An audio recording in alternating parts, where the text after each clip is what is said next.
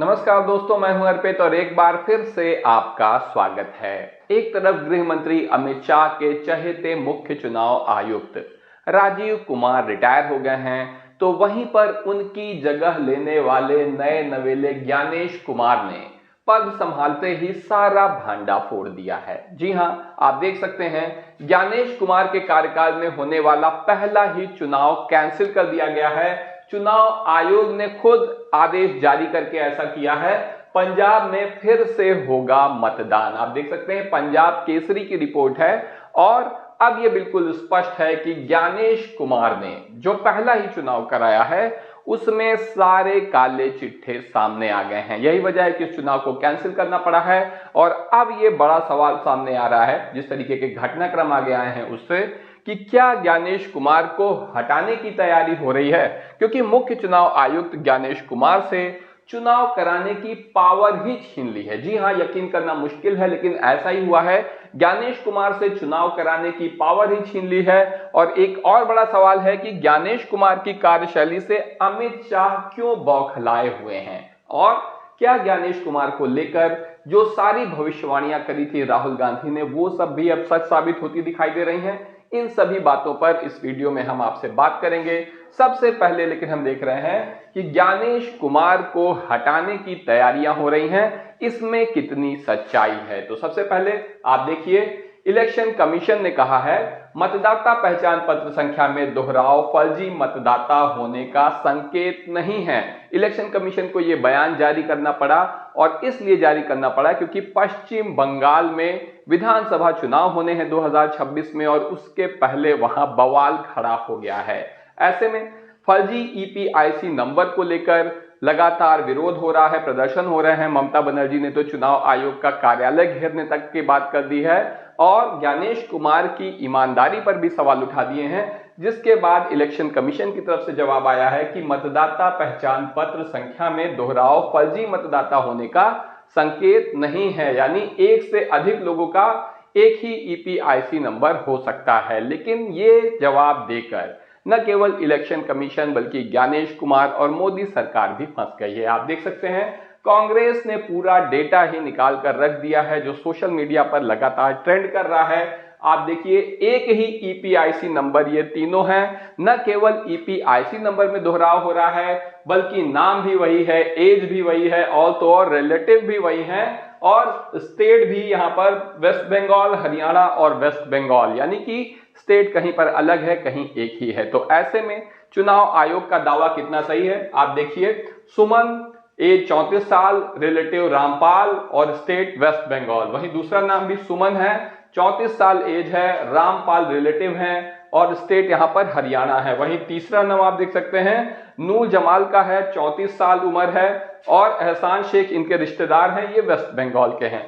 EPIC number 3 का तीनों एक ही है। तो ऐसे में ये बहुत बड़ा घोटाला खुलकर सामने आ रहा है और सिर्फ ईपीआईसी नंबर में दोहराव नहीं है। कांग्रेस ने ये सबूत के साथ ये बात सामने रख दी है कि सिर्फ ईपीआईसी नंबर में दोहराव नहीं है बल्कि घोटाला हर जगह पे है। नाम, रिश्तेदार, उम्र सब एक हो जाना ईपीआईसी नंबर के साथ, ये आखिर कैसे मुमकिन है। आप देखिए, यहां पर कांग्रेस के नेता है प्रवीण चक्रवर्ती, जिन्होंने ट्वीट करके कहा है कि this statement by Election Commission that the same voter ID was given only to people in different constituencies, यानी अलग अलग कॉन्स्टिट्यूएंसी पर ही सेम आईडी दी गई है, इन डिफरेंट स्टेट्स, अलग अलग प्रदेशों में दी गई है, and hence it's not problem is a plain lie, और इसलिए ये कोई प्रॉब्लम नहीं है, ये सफेद झूठ है।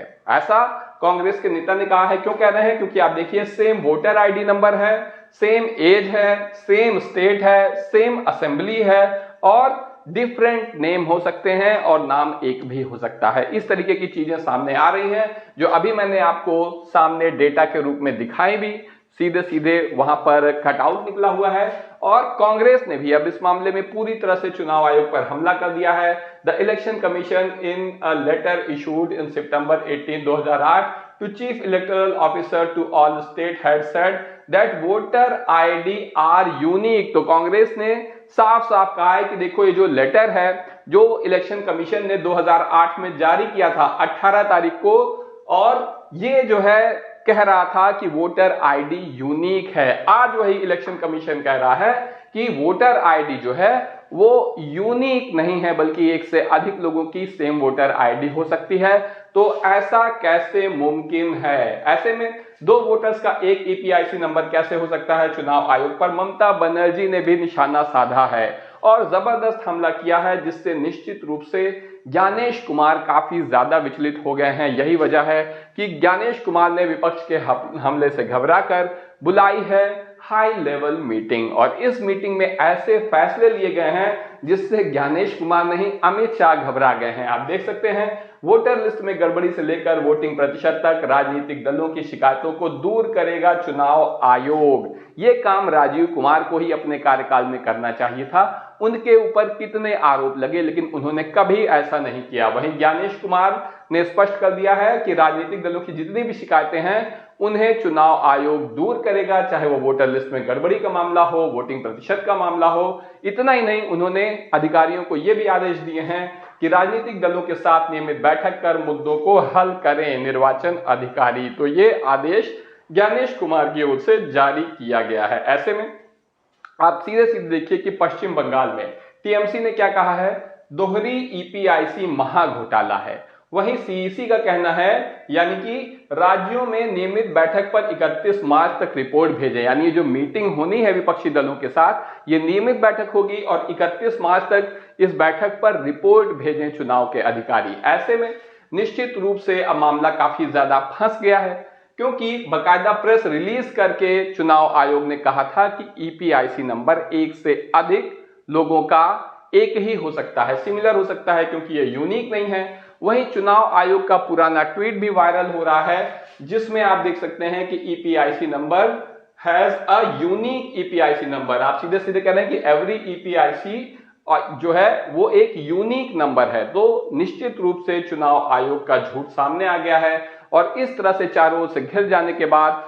खुद अमित शाह ने कमान संभाल ली है, क्योंकि उन्हें समझ में आ गया है कि अब मामला ज्ञानेश कुमार के बस का नहीं रह गया है। आप देखिए यहां पर खबर भी है कि मुख्य चुनाव आयुक्त ज्ञानेश कुमार के ऊपर अभी चुनाव कराने की जिम्मेदारी नहीं है। उनको पहला चुनाव बिहार में नवंबर में कराना है, यानी कि सारी चीजें उनकी रोक दी गई हैं। अब वो मुख्य चुनाव आयुक्त तो हैं, लेकिन उन्हें कोई चुनाव ही नहीं कराना है। ऐसे में ये भी सवाल उठता है कि जब ज्ञानेश कुमार से कोई काम नहीं लेना था, उनसे चुनाव करवाना नहीं था, तो ऐसे आनन फानन में इस पद पर उनकी नियुक्ति की जरूरत ही क्या थी, जब सुप्रीम कोर्ट में यह मामला चल रहा था। आप देख सकते हैं यहां पर गौरतलब है, क्या कहा है ज्ञानेश कुमार ने, कि गौरतलब है कि पिछले कुछ समय से चुनाव आयोग का आचरण विपक्षी पार्टियों से टकराने और सरकार का समर्थन करने का दिख रहा था। सीधे सीधे ईसी की तरफ से ये बात आ रही है, लेकिन नए मुख्य चुनाव आयुक्त को इस धारणा को बदलने की पहल की है।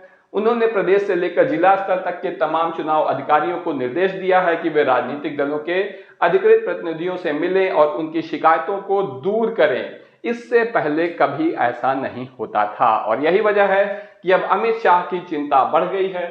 और बड़ा सवाल ये सामने आ रहा है कि अगर ज्ञानेश कुमार को हाल फिलहाल में कोई चुनाव नहीं करवाना था, तो उन्हें आखिर इस तरह से आनन फानन में मुख्य चुनाव आयुक्त के पद पर नियुक्त ही क्यों किया गया। राहुल गांधी की सारी बातें सच होती दिख रही हैं। पंजाब में चुनाव कैंसिल हो गया है, छत्तीसगढ़ में 52 वोट पाने वाला हार गया है और 24 वोट पाने वाले को जिता दिया गया है। तो इस तरीके से आप देख सकते हैं कि ज्ञानेश कुमार को इस पद पर नियुक्त करके अमित शाह ने अपने ही पैर पर कुल्हाड़ी मार ली है और अब उन्हें निश्चित रूप से इसका जवाब बिग बॉस को भी देना होगा कि आखिर क्या वजह थी कि ज्ञानेश कुमार को इस पद पर नियुक्त किया गया और ये जो सारा गड़बड़ झाला हो रहा है इसका जिम्मेदार कौन है। इस पूरे मामले में आपकी जो भी राय हो कमेंट करके जरूर बताएं। वीडियो को लाइक करें, चैनल सब्सक्राइब करें और अपने दोस्तों के साथ शेयर करना ना भूलें। धन्यवाद।